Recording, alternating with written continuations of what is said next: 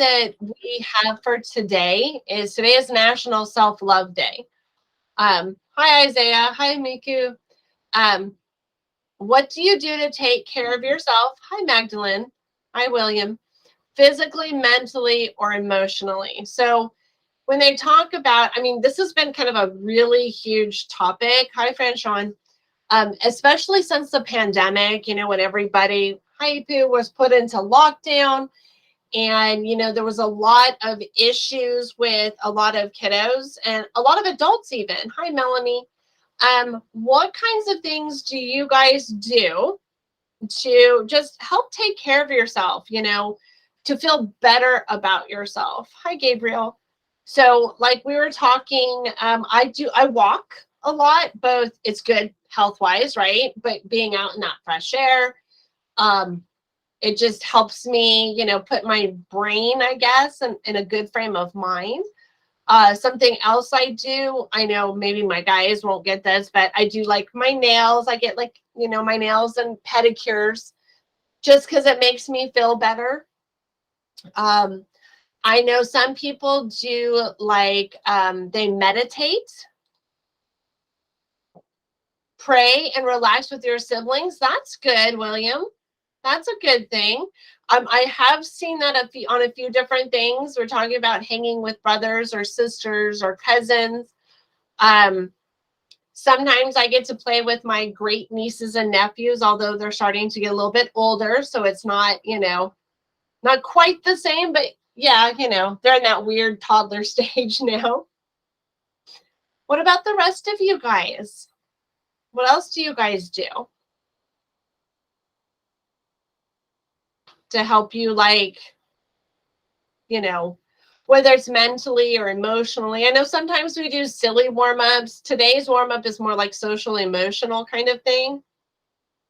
What other kinds of things do you guys do? And you can unmute. You don't just have to type in the chat. You can unmute and tell me.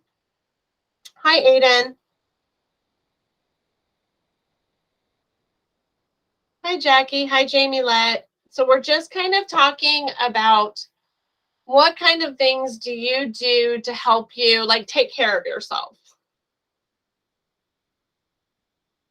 And William says, pray and relax with his siblings. Listening to music. Music is one of those things, right, Jackie, that it can either help calm you down. We've seen it in a lot of sports areas where they use music to hype you up. I have also heard that I used to do this with my students when I was in brick and mortar. When we would be reviewing for a test, I would play some classical music quietly in the background.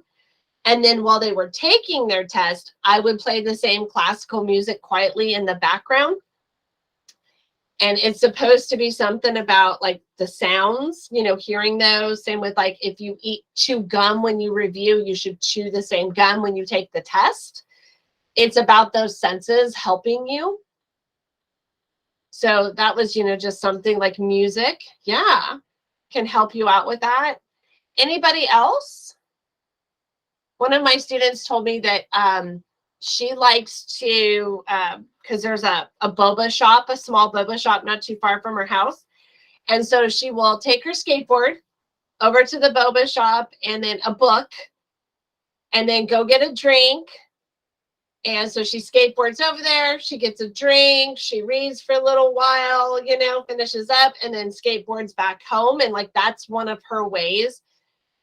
She gets out in the fresh air. Plus she says there's a lot of people in her house. So that's her way of being able to have some quiet time. Do any of you guys do anything like that? Or oh, okay, a lot of what if stories. Okay. So there was this book that I read, and it was one of those what ifs on a historical event. And it said basically the what if was, what if the South had won the war between the North and the South, and literally America was split into two countries. There was the America where, like in the South, where pretty much it was just all white people, if you will. And then there was the other America, which would have been like the North, which was where like African Americans were in charge. And it was like, what if we suspend reality? And what if this had happened? I've also seen things like, what would the world be like if Hitler had, you know, won the war? And that one was really creepy. But I like the idea of suspending reality. I like to read as well. Reading for me allows me to not focus on what's going on. I can just think about other things. What about the rest of you guys? Do any of you guys do read or maybe watch movies or? Oh, what if Martin Luther King Jr. had not existed?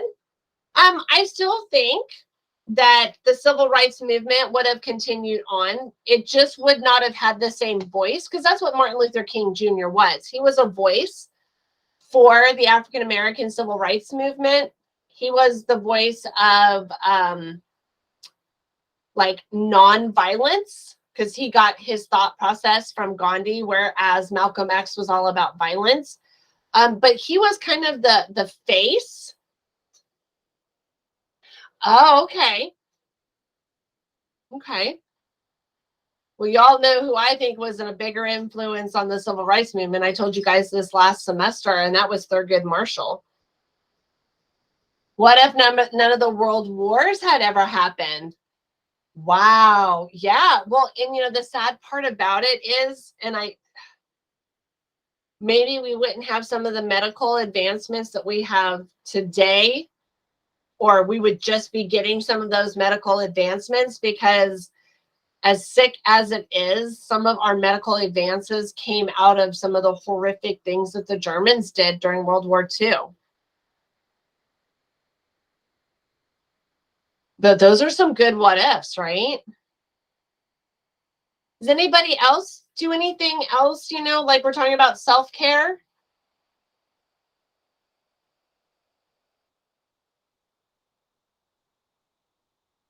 Things to make you feel productive. Good.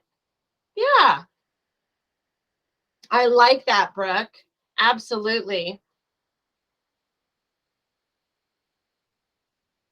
A restart. Oh, building Legos.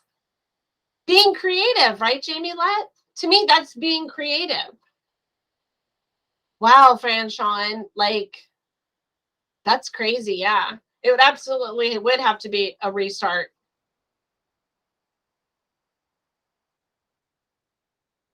Anybody else have anything that they like to do? Yay, you're here, Jonathan. Welcome to class. All right. So work out, play football with friends. Okay. So you physical, right? Because the one thing that we have learned, and I've learned this especially with my son, is biofeedback that you get from things like yoga or meditation, working out, or playing sports. It gives your body a biofeedback that works great for your brain as well. All right, so some really good ideas. I like to see the fact that you guys are doing things to consciously take care of yourself, whether it be physically, mentally, or emotionally, or all three. You work out, spend time with your girlfriend. So yeah, definitely. We need to make those connections, right? Most especially since we're doing school online. Making those human connections outside of this world is, I think, really important as well. It helps you balance both your emotional and your mental thought process, I think. Good. So I like to see some of these really good ideas. I like to see the fact that you guys are thinking about how to, like, that self-care, right? That self-love. All right, guys, so we need to finish up Module 9, Lesson 1, the course arc, and the notebook. We did the introduction, the vocabulary, and most of the scarcity. I think we just need to do the last question, number 5. So we're going to finish those up with the course arc and the notebook today, and then I'll be playing some of the videos. As a reminder, your Module 8 project will be closing soon. Make sure you get that done. A lot of you guys turned in infographics that were not infographics. They were not prezzies, that were not presentations. You gave me a Google Doc, even though I told you guys do not turn in a Google Doc. I was very specific about that. And some of you guys turned in essays, and I said, do not turn in an essay.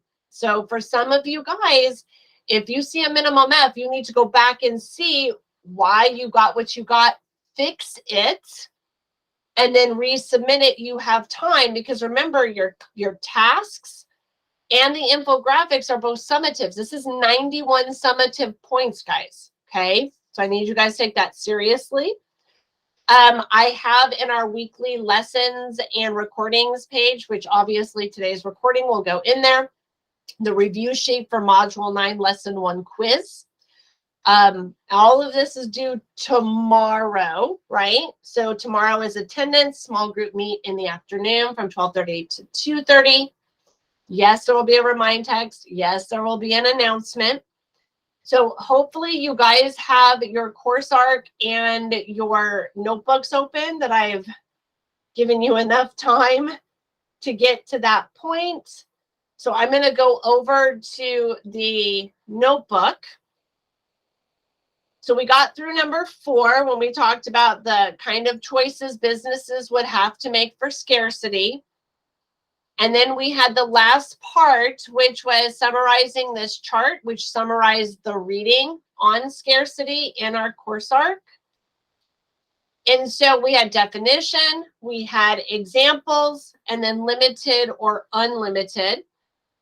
And remember, this comes directly out of the page on scarcity. So we'll do this, and then we'll go back and look at that page again. So remember, we talked about needs versus wants, right? Needs are things that these are items you have to survive. Wants are those items that you would like to have to make your life easier or more pleasurable. Those would be our definitions, right? Resources are the items that make up what people need and want. And so examples, an example of a need would be like food or water, things that you have to survive.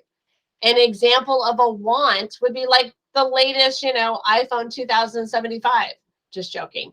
But, the latest, newest, cell phone. That's a want, right? You don't need the most expensive cell phone to do what you need it to do, correct? And then examples of resources. So food, milk, water, cell phones, name brand shoes, whether they're needs or wants, those are all goods, right? Those are all resources. And then remember, we learned that needs and wants are unlimited. Because, you're not like, hey, I got food this once, I don't ever need food again. Or I got food, but I want desserts. Or I have food, now I want to go see a movie. Like, it's unlimited. Those needs and those wants are going to continue. They never just stop. So they are unlimited. On the other hand, resources to fulfill those needs and wants are limited. There's going to come an end to them at a certain point in time. And that's when scarcity happens, right? You have this many resources and this many needs and wants. So let me give you guys a moment for this. Give me a thumbs up when you have your chart finished so we can move over to our course arc.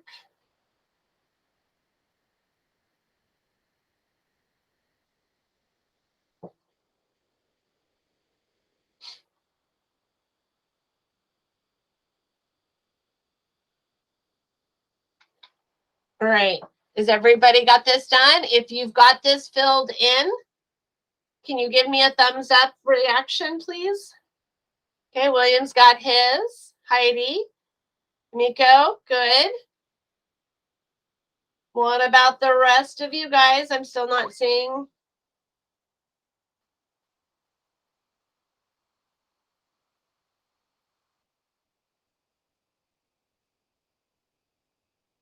Isaiah's got his done now. Good. Okay, Jamie Lett has hers done.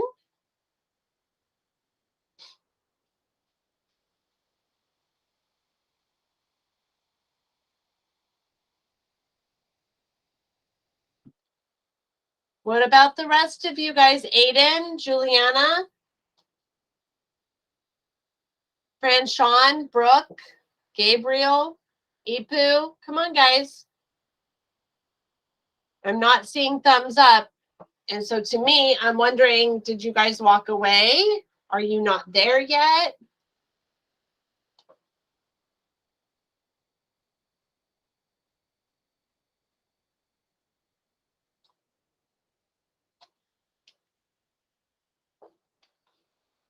All right, let's put some of this into the chat.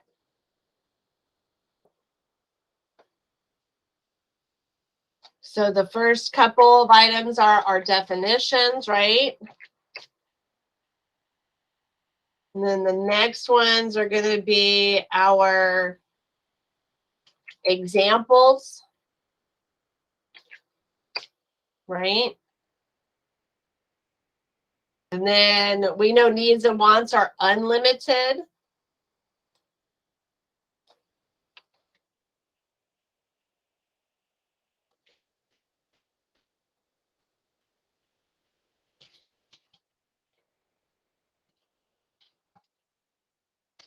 And then we know the resources themselves are limited.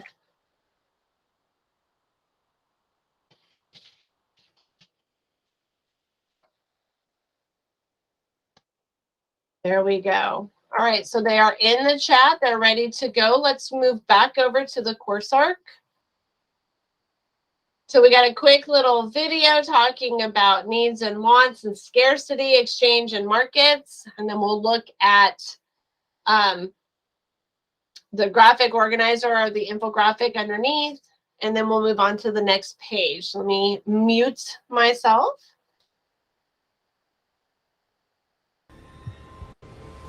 Hey, how you doing, students? My name is Mr. Clifford. Welcome to episode 1 of Econ Movies. I'm making a new series of videos explaining economic concepts in movies. And there's no better set of movies than Star Wars. I'm talking about the old trilogy, not the new crappy ones. Now, I know what you're thinking. You're thinking that there's no economics in Star Wars. Well, maybe there is, and we just have to look for it. Here's an example. Look at this. Ever since the XP38 came out, they just aren't in demand. It'll be enough. Wait. What was that again? Look at this. Ever since the XP38 came out, they just aren't in demand. It looks like Luke is having a hard time selling a speeder because there's some new speeder out in the market. I mean, it's kind of like iPhones. Now, let's not get too far ahead of ourselves. Economics is essentially the study of scarcity and choices. We can't have everything, so we have to make decisions. You must learn the ways of the Force if you're to come with me to Alderaan. Alderaan? I'm not going to Alderaan. I'm going to get home. It's late. I'm in for it as it is. Because of scarcity, we can't do what Uncle Owen wants and also go with Obi-Wan. When it comes to decision making, economists make a key assumption. We assume that everyone makes choices based on their own self-interest. Well, take care of yourself, Han. But I guess that's what you're best at, isn't it? Now, keep in mind that being self-interested is not the same as being selfish. In fact, it might be in my own self-interest to go help or serve or sacrifice myself for other people. Luke, you must complete the training. I can't keep the vision out of my head. They're my friends. I gotta help them. You must not go. But Han and Leia will die if I don't. So whenever you're making a choice, you're looking at the benefits and the costs of your decision. The old man wants us to wait right here. But he didn't know she was here. We just find a way back into the detention block. I'm not going anywhere. But they're gonna kill her! Better her than me. So people make decisions based on their own self-interest by looking at incentives. She's rich. Rich. Rich, powerful. Listen, if you were to rescue her, the reward would be... What? well, more wealth than you can imagine. I don't know. I can imagine quite a bit. Even when you're in a horrible situation, you're still looking at benefits and costs. Yes, I said closer. Move as close as you can and engage those Star Destroyers at point-blank range. At that close range, we won't last long against those Star Destroyers. We'll last longer than we will against that Death Star. And we might just take a few of them with us. Actually, if you think about it, the entire Star Wars series is about one character's struggle with the decision to become good or evil. Good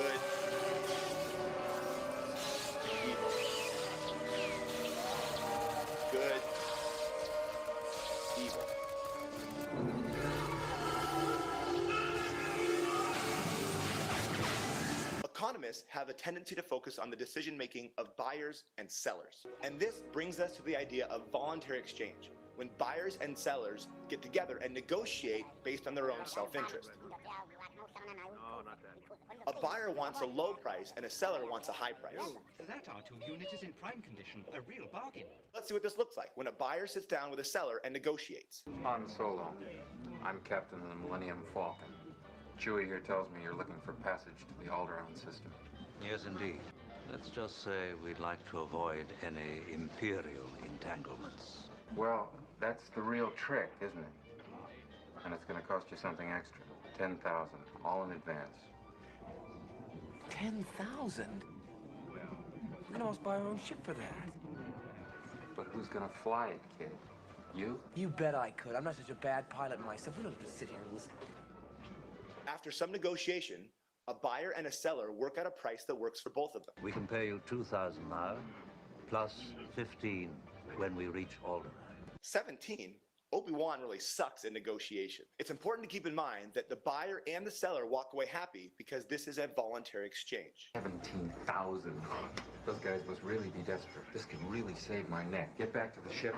Get her ready. An involuntary exchange is the idea that someone is forced to buy or sell something, and that's not how business should be done. The mighty Jabba asks why he must pay 50,000. Because he's holding a thermal detonator. This is not the free market. Now, this is great and everything, but most of the time, economists aren't looking at the decision-making of individuals. They usually look at how groups interact. This is the idea of markets. When you start learning about markets in your economics class, you're going to be drawing supply and demand graphs. They look like X's. Understanding how the free market works and drawing all these X-shaped markets will help you understand the world and hopefully help us destroy oppression and tyranny. History has proven that free markets and capitalism, where people can make choices based on their own self-interest, is better than a centrally planned system where an oppressive government decides what to produce, how to produce it, and who gets it.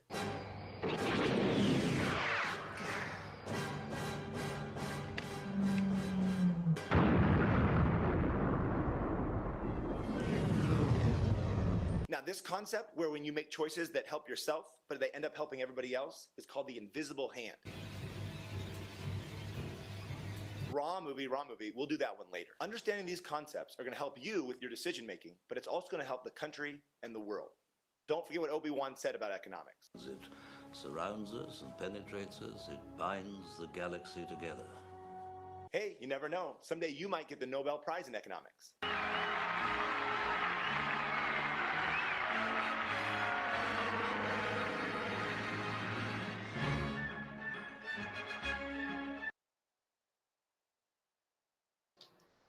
So how many of you guys thought that Star Wars was all about economics? There's a lot of messages hidden in Star Wars. All right, so the next part that it talks about is also entrepreneurs, which is our next question. It says, what does an entrepreneur do? Recognizes a need or a want. A new business starts with an idea. Think Shark Tank. That is probably currently the best way to think about entrepreneurs, right? They assemble the factors of production like land, which would be natural resources, labor, people to do the work, and capital, human-made resources, whether it's human capital, that's the people, that's their acquired knowledge and skills, and then physical capital, objects used to create those goods or to supply the services, and then finally provide the goods and services.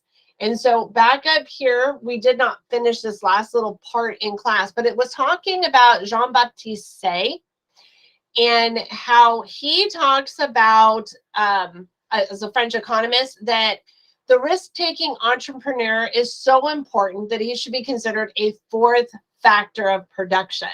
So as an entrepreneur, he kind of combines all three factors of production with these new ideas, and he basically gets it out there, right? So let's look at when we come a little bit further down on here. It says human-made objects used to create other goods and services are physical capital. Sometimes economists use the term capital goods for physical capital. The buildings that house a computer manufacturing company is physical capital.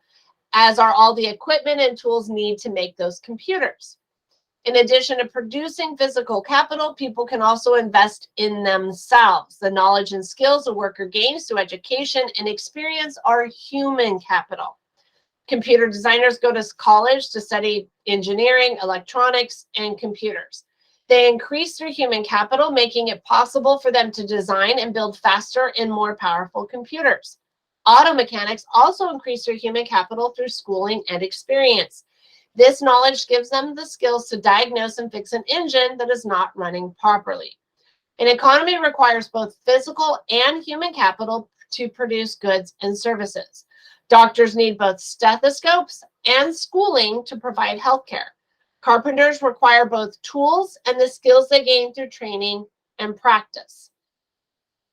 So when we come down here, we have the last part of scarcity, where it was like question number 6. Jean-Baptiste Say thought that entrepreneurs should be considered a fourth factor of production.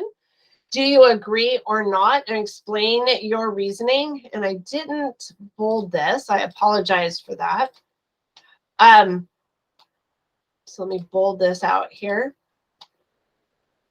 All right. So I said they could be considered a factor because they help the economy in the same ways as other factors of production. For instance, they come up with ideas on how to combine resources to create new goods and services.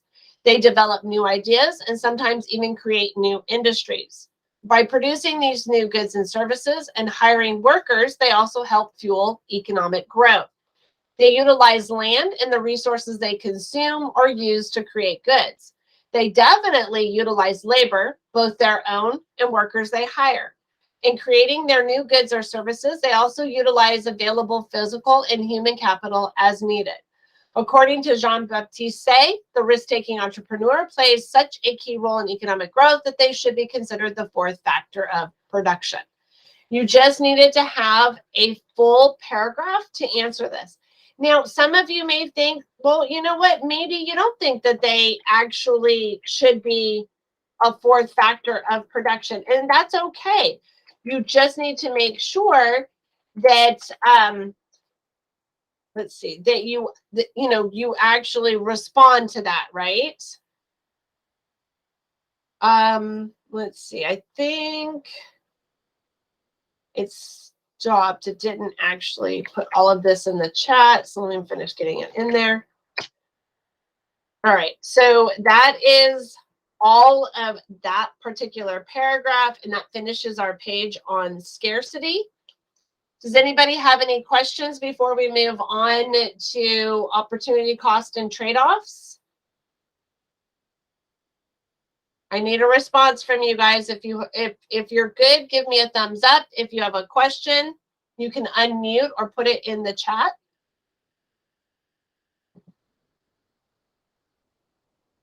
Okay, so William and Heidi are doing good.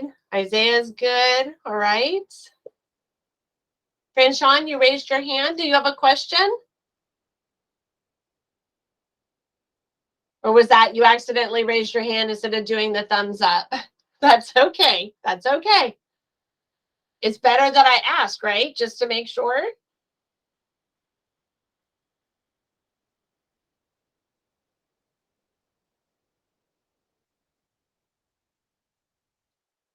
All right, so let's move on. So we're going to go on to the next page in our course arc. So opportunity cost and trade-offs. And so it's about making decisions, right? You're cleaning your bedroom, boxes, clothes, and other items, cover your bed, the floor, the entire room. Suddenly your phone rings and a friend invites you to a party. You consider your options and quickly decide that going to the party will be more fun than cleaning your room. So you gave up one thing for the other, right? Later, tired but happy, you enter your bedroom and realize that you now have to clear off your bed when all you want to do is sleep. Your decision to go to the party cost you the time you needed to clean up your room. Was the benefit of your choice worth the cost? That's what you need to decide. So every time we choose to do something, we give up the opportunity to do something else. As you will see, even a simple decision on how late to sleep in the morning involves weighing costs and benefits. Scarcity forces us to make choices among these limited resources. Economists point out that individuals, businesses, large groups of people, even governments, make decisions that involve trade-offs. A trade-off is an act of giving up one benefit in order to gain another greater benefit. Trade-offs also often involve things that can be easily measured, such as money, property, or time. But trade-offs may also involve values that are not so easy to measure. Such intangibles include enjoyment, job satisfaction, or the feeling of well-being that comes from helping somebody. When business owners decide what goods to sell in their store, they give up the profits they might have made if they had decided to sell other things. Individual stages or decisions. At every stage of life, you have to make trade-offs. Taking part in a school play prevents you from playing soccer or getting a part-time job. In a few years from now, you might decide to turn down an exciting but low-paying job in favor of a less interesting job that pays better. Still later, you may choose to give up a vacation in order to put more money away for your retirement. Business decisions. The decisions that businesses make about how to use their factor resources, such as land, labor, and capital, also involve trade-offs. A farmer who plants broccoli cannot at the same time use the same area of land to grow squash. A furniture company that decides to use all of its equipment to make chairs eliminates the possibility of using the same equipment to build tables or desks. Government decisions. National, state, and local governments also make decisions that involve trade-offs. Economists and politicians use the term guns or butter to describe one of the common choices facing governments, the choice between spending money on military or domestic needs. A country that decides to produce military goods, guns, has fewer resources to devote to consumer goods, butter, and vice versa. Let me see. So the steel needed to produce a tank cannot then be used to produce a tractor. The phrase guns or butter refers to the trade-off that governments make between military and domestic spending. In most trade-off situations, one of the rejected alternatives is more desirable than the rest. The most desirable alternative somebody gives up as a result of a decision is the opportunity cost. Take the farmer in the example above. If squash is the most profitable alternative to broccoli, then the opportunity cost of deciding to plant broccoli is the chance to plant squash. So we've got a video that talks about opportunity costs versus trade-offs. So we're going to do that, and then we'll come back and do the rest.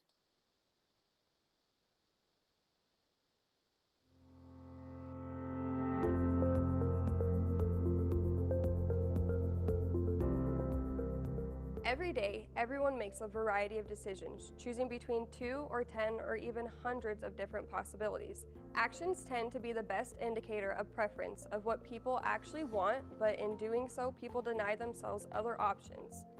This is the essence of scarcity. Everyone can't have everything all at once. With every expressed preference, there exists a next best option, something you would have done if the first option wasn't available. This is called the opportunity cost. Because you do one thing, you've lost the opportunity to do something else.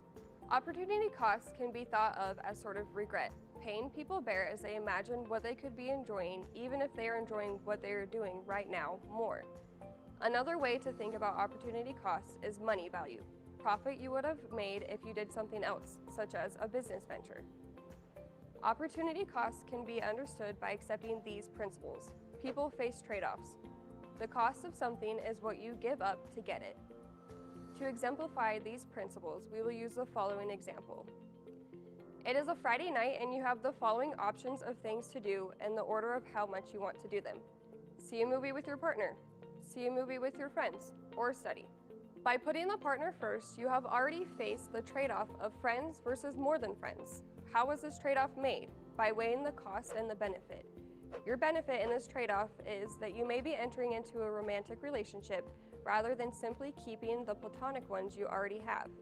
But what about the costs? Each of the above options has the cost of time. You only have one Friday night until next week, so for now, you only have time to do one thing. Both of the top two options have added the cost of spending money at the movies.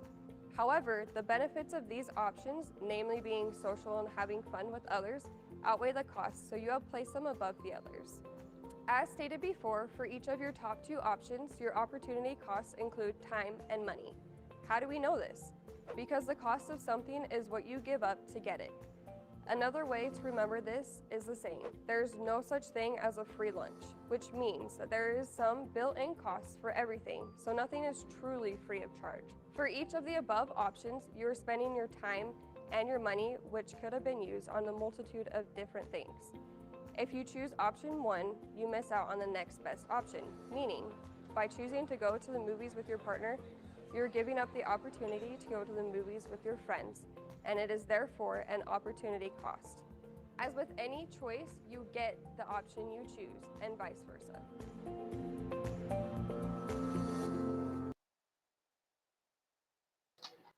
All right, so it was just, visually what I had just read to you guys about that. Now, thinking on the margin. Okay, when economists look at decisions, they point out one more characteristic in addition to opportunity cost. Many decisions involve adding or subtracting 1 unit, such as 1 hour or $1. From an economist's point of view, when you decide how much more or less to do, you are thinking at the margin. The decision-making process is sometimes called cost-benefit analysis. To understand what that means, to think at the margin, think about folding a piece of paper with important notes on it to put in your pocket. If you fold the paper in half and then in half again, it can just squeeze into your pocket and will lay fairly flat. If you continued folding it in half 2 or 3 more times, it would fit more easily into your pocket, but the paper would also become bulkier with each additional fold. The question is, how many folds is the best number for fitting easily inside your pocket and laying flat? Deciding by thinking at the margin is just like making any other decision. Decision makers have to compare the opportunity costs and the benefits, what they will sacrifice, and what they will gain. This decision-making process is sometimes called cost-benefit analysis. Review the example of Karen's decision on how late to sleep. The decision-making grid used an all or nothing approach. Either Karen was going to wake up early to study, or she was going to sleep late and not study at all that morning. In reality, Karen could have decided from among several options rather than just the 2. She could have decided to get up 1, 2, or 3 hours earlier. Making a decision about each extra hour would involve thinking at the margin. Employers think at the margin when they decide how many extra workers to hire. Legislators think at the margin when they decide how much to increase spending on a government program. So now in our notebook, it said there's 2 parts to opportunity cost trade-offs. Okay, so the first one, it says, why does every decision involve a trade-off? Remember in our rubric, it said we had to have a paragraph, right? At least 5 sentences. So my thought process, each time we choose to do something, we give up the opportunity to do something else. This is because you are choosing one thing over another, such as giving up time or another activity or work in order to do what you have chosen to do. At every stage of life, you have to make trade-offs. The decisions that businesses make about how to use their factor resources also involve trade-offs. National, state, and local governments also make decisions that involve trade-offs. Economists and politicians use the term guns or butter to describe one of the common choices facing governments, the choice between spending money on military or domestic needs. Very simple. This came directly out of the information in the course arc that I read to you. So why do these things, why are these things, or why does every decision involve a trade-off? Because you're making one choice over another, right? Okay, I put that in the chat as well. And then the second question on here, this is the one that they asked us at the end of the page. Opportunity costs and trade-offs, looking at the chart. Karen decides to wake up 2 hours earlier to study with the expectation of raising her grade to a B. Do you agree with that decision? Why or why not? This is your thought process. Here was where my thought process came on this. You do not have to have the same thought process, but you do need to answer in a full paragraph. So I said, I think that while I like that she is choosing to take the extra time to study, her all or nothing approach won't help her in the long run. Here's the adult in me. Here's the teacher in me, right? Choosing to give up 2 hours of sleep so that she can study those 2 hours will help for the test that day. But overall, possibly getting up 30 minutes earlier daily so that she can sustain a steady amount of studying and not a 2-hour cram session would be a better choice in the long run. So for the short term, her sacrifice will hopefully pay off with a good grade on the test. That was my thought process. You guys might have a completely different thought process. I know when I was your age, the idea of cramming and getting it all in right before I took the test seemed so much better, right? But as I got older, I realized that our brains do a thing where we cram it all in there and then we dump it when we're done. And so if you cram for the quizzes, by the time you get to the big assessment, you've crammed and dumped. Now you got to go back and restudy everything versus maybe getting up, an extra 30 minutes and steadily reviewing and getting that information locked into your brain. That is my thought process. So my thought process is in the chat. Okay. Let's go back to our course arc. So now we're into production possibility curves. So this is where we're talking about questions 9 and 10 that you're going to be answering on your own. And it's basically, can you make more money by serving eggs or pancakes? Can you make more money by growing watermelons or making shoes? It's the idea of however many you make, how many more, if you make more, can you make financially, right? Decide what and how to use your resources most efficiently, which means choosing what crops to grow and how much land to devote to each crop. Nations face similar decisions about this, right? To decide what and how to produce, economists use a tool known as production possibility curves. You will see how an imaginary country uses this tool to decide between producing two very different products, shoes and watermelons. Economists use graphs to analyze choices and trade-offs that people make. Why? Because the graphs help us see one value relates to another value. The production possibility curves is a graph that shows alternative ways to use an economy's productive resources. The axis of the graph can show categories of goods and services, such as farm goods and factory goods, or capital goods and consumer goods. The axes can also display any pair of specific goods or services, such as hats on one axis and shoes on the other. Drawing a production possibility curve. To draw production possibility curves, an economist begins by deciding which goods or services to examine. In this example, we will look at a fictional country called Capeland. Government economists in Capeland must decide whether to use the nation's scarce resources to manufacture shoes or to grow watermelons. The economists determined that if Capeland used all of its resources to produce only shoes, it could produce 15 million pairs of shoes. On the other extreme, if Capeland used all of its resources to produce only watermelons, it could produce 21 million tons of watermelons. Capeland economists use this information to create a production possibility curve. That's 2A, the one that we saw right up here, okay?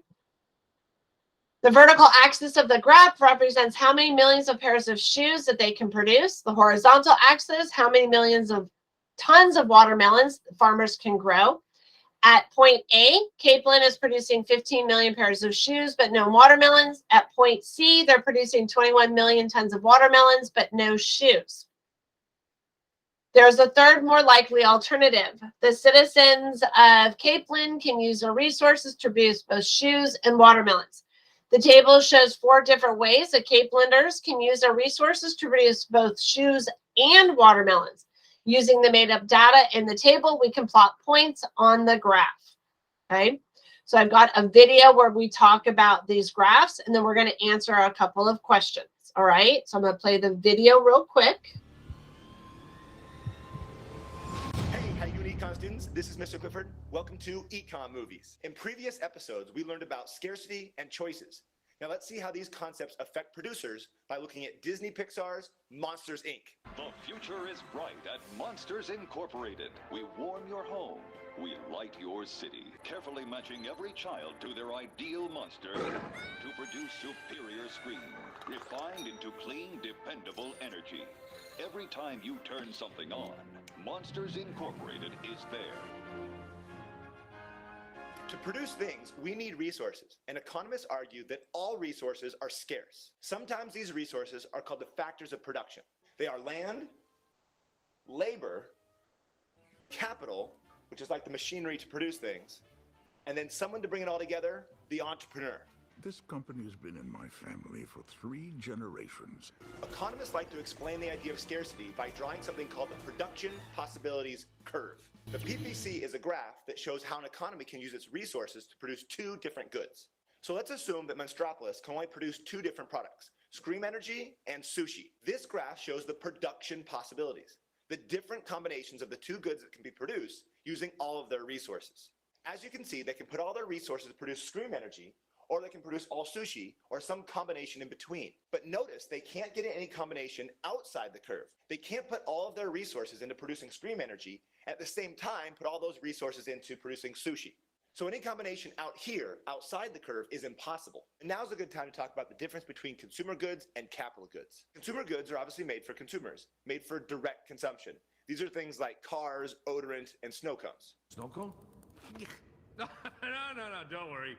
It's lemon. Capital goods are made for indirect consumption and are basically tools and machines to produce consumer goods. Now let's analyze the big problem in Monstropolis, the screen shortage. They clearly explain the cause of the shortage. Kids these days, they just don't get scared like they used to.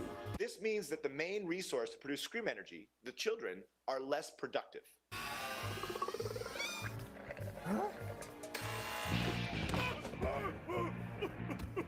What happened? The kid almost touched me. She got this close to me. She wasn't scared of you? She was only 6! I could have been dead. I could have died. Now, back to the graph. What happens to the production possibilities curve if a resource becomes less productive? The entire curve shifts inward. Now, you should be thinking to yourself, I can see why we're producing less Scream Energy, but why are we producing less sushi? The reason why is because Scream Energy is a capital good. It's a resource. If you don't have Scream Energy, you can't even run a restaurant. Without Scream, we have no power. Now, what if there was some new technology that made the resources that produce Scream Energy more productive? That is, what if there was a way to get more Scream? Oh, come on. No. Come on. Hey. This thing is moving. I don't like big moving things that are moving towards me. No, come on. Hey, Randall. Say hello to the Scream Extractor. Hello. In this case, the production possibilities curve would shift outward. We can produce more of both goods.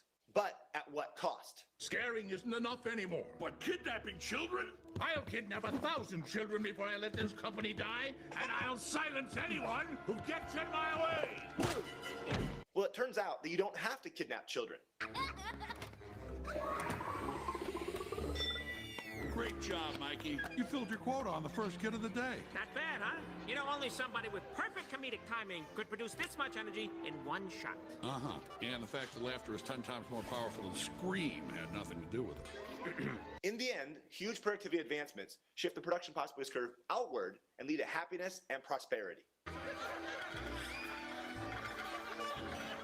The production possibilities curve is the first of many graphs you're going to learn in economics. Don't give up if you don't fully understand the graph at first. If you stick with it, eventually it'll all make sense. Let's look. It says, how much production of shoes and watermelons is represented by point B in the above productions possibility curve? So we've got to go back up here. Point B. So we're looking at just under 10, probably about 9 and about 17. So right about 9 and 15 million tons of watermelons. So make sure you have that on your course arc. We're going to move on to the next page. And I think we've got our last part of this one. So based on your knowledge of U.S. history, why did the unemployment rate go up and GDP go down in 2009? And of course, we're looking at what was going on in 2008. Remember, we had a recession. When it talks about unemployment rate going up, GDP going down, we were in a recession. Do you guys have that? Hopefully. Now everybody should hit submit. And your course arc is done. And all you have left to complete are questions 9 and 10 on your notebook. So 9, you're talking about an inventor and found new ways to produce more steel. So how would a production possibility curves reflect that application? Think about what we just saw with the Monsters, Inc. And then if a country chose to produce twice as many wooden chairs as before, how would that affect its production of wooden tables? Remember at the beginning, if they just do chairs, then they're going to have less to do tables, right? Think of that production curve again. In both cases for 9 and 10, you have to do a complete paragraph, so a minimum of 5 sentences each. And that is it. We are done for today. Don't forget, tomorrow is your attendance assignment and our small group meet in the afternoon from 12:30 to 2:30. And this lesson is due tomorrow. And that's it, everybody. Have a good rest of your day. Bye.